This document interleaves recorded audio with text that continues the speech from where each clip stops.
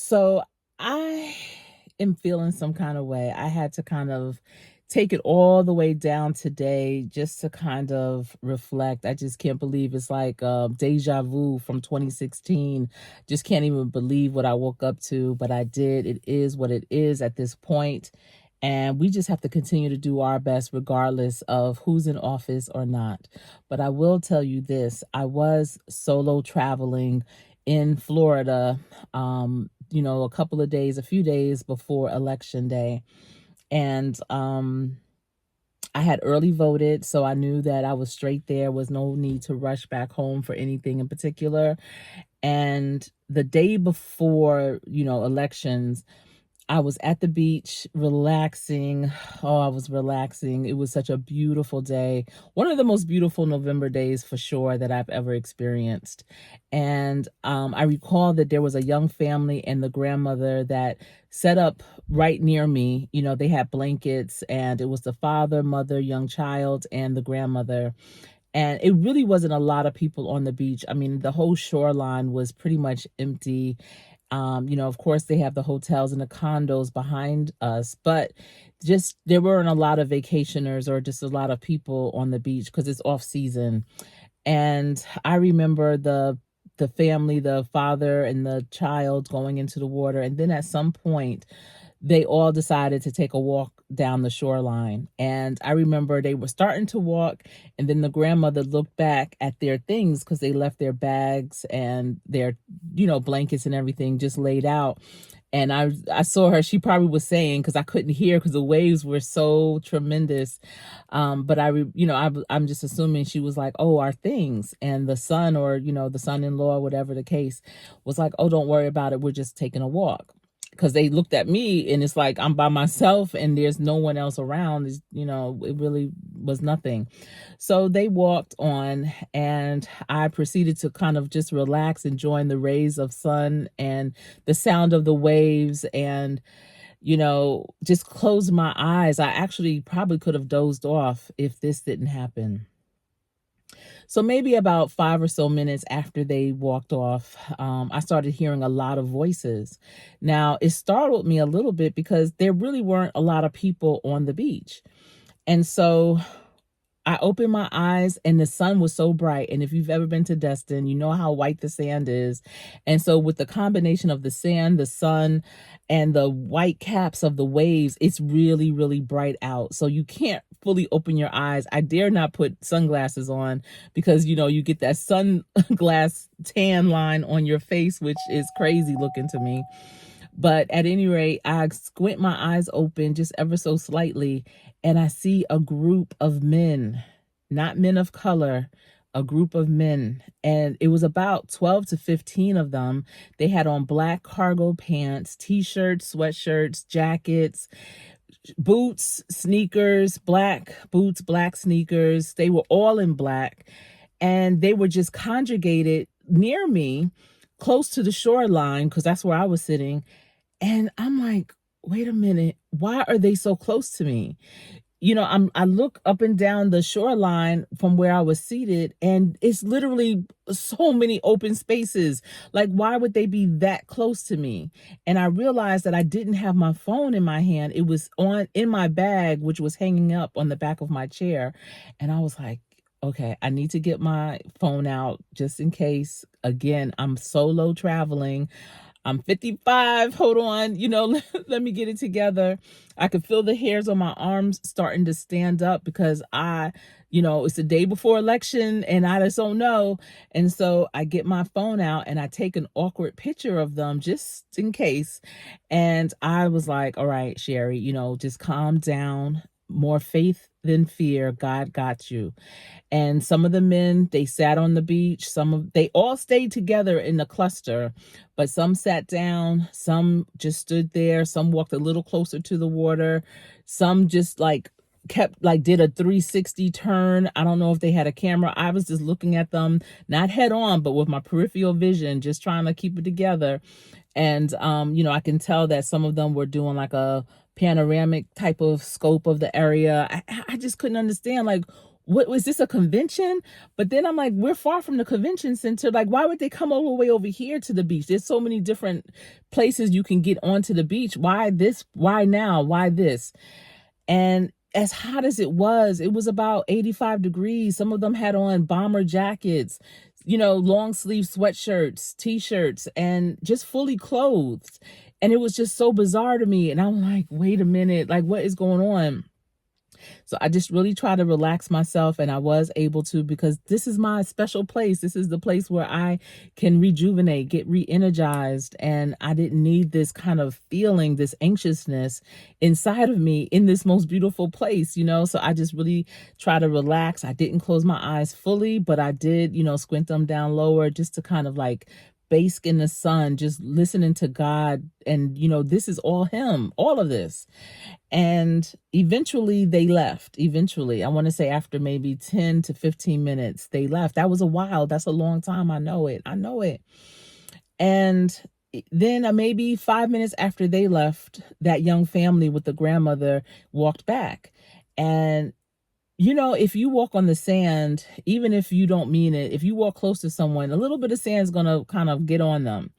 And I don't know how these men walked away or walked to, but they almost completely covered these people's blankets. And so when they came back, they was like, yo, what's going on? And, I could tell they were so baffled, because it's just me. And as far as they are concerned, I'm right where they left me, and there's really no one else. So it was so strange. Like, they was just kind of like, why is all of our things covered with sand? So they, gathered their things and ended up leaving. And I was just like, all right, I am by myself. I don't want to leave to kind of give up where I'm at.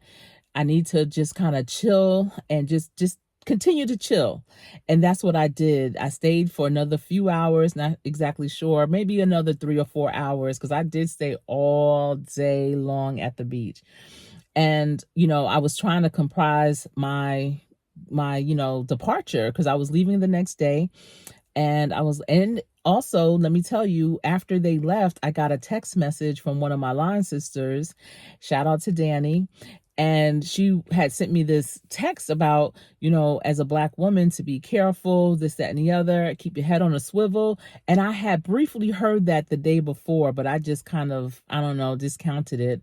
But after that encounter, it made me really even that much more cautious. Like, oh shoot, I'm so far away from everything and everybody. This is really crazy. I really have to have more faith over fear. And, my goal was to go to, stay at the beach and watch the sunset that night, because I had just missed it the night before. But I was like, you know what? That sunset gonna have to catch me another time. I need to, make sure I'm straight to leave tomorrow. And so I left the beach about 4:15, went back to my room, got situated and resituated, and went, and I was like, okay, let me fill my tank up with gas. I had about 200 and something miles left in my gas tank, but I said, let me fill it all the way up. Let me get a bite to eat. And then I'm gonna come and just be in my room and just chill, look at the waves on my balcony, whatever. And let me tell y'all, I have a Cadillac, I don't know, 400 something. I don't even remember what brand it is, whatever. I filled my car up. Guess how many miles it filled up to? You'll never guess. Put it in the chat or the comment section. How many miles you think, or how many gallons? I don't know if it's gallons or miles, but you know how it tells you how many miles you have when you fill it up. Guess. I'll wait for a minute. Y'all, when I filled my car up, it said 572 miles. I have never filled my car up and it said 572 miles. Never. I filled it up and it's been like 400, low 400s or whatever, but 572? That's almost 600 miles. What? And I had already been thinking to myself, with me leaving on election day, that I needed to get at least to Atlanta. I needed to make it to Atlanta without stopping. I needed to be good on gas. I needed to be good on going to the bathroom, all of that. I needed to get my brown behind from Florida by the, Emerald Coast, Gulf Coast. I needed to get myself to at least Atlanta. And God said, girl, I got you. I got you. 572. And I say all that because before you really get to 85, leaving Destin, you're going through some small towns, farmland, country, a little bit in Alabama. And all I know is on my way there, the signs that I saw, I was like, yep, nope, this is not a place I want to, get stuck, stop, broke down, none of that. And you saw very far and few gas stations. And if you did, they were like those old Gulf gas stations, like from back in the day gas stations. And all you see are pickup trucks, nothing but cotton fields. I said, I need to get through this part of the country and make it to Atlanta at least. Not even Georgia, Atlanta. And so the next morning, I went and I had breakfast in the hotel, and it was election day. No, it wasn't a lot of people there, but the people that were there, I pretty much know who they were for. And I said, I've got to go. And I just needed to go. And it wasn't like I didn't, this is my country. This is the thing. This is all of our country. This is America. I should not even have these feelings in our country, and that's why I still go to Destin. Destin is to me the most beautiful beaches in the country. Why should I not go and experience and enjoy the most beautiful beaches because of the way people may feel about me or whatever? Needless to say, I left and I safely made it across through to Atlanta without any issues.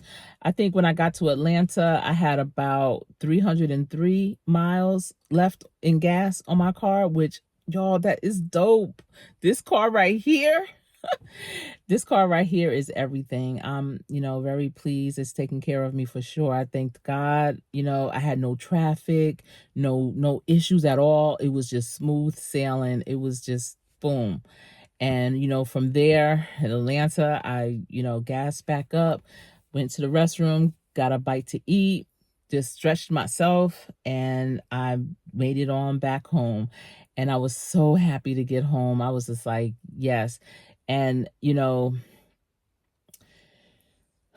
solo travel is great. I'll do it. And I have done it. We'll do it. But I think you have to plan it out a little bit. You have to know what's going on in the world, in the country before you leave so that you can remain safe, regardless, and feel comforted. The feeling of being safe is almost as important as being safe. And so that's my only thing. But this was the only time that I had to be able to go. I have so much going on. And so I'm just glad that I did go. I did enjoy. Um, it is what it is, but I made it back and it was all worth it at the end for sure. So let me know in the comment section what you think about this, and has anything like this ever happened to you, or have you ever had these types of feelings? All right, everyone, I appreciate you for tuning in. Remember, practice every day, so when you get in, you will always win. I am Coach Sherri.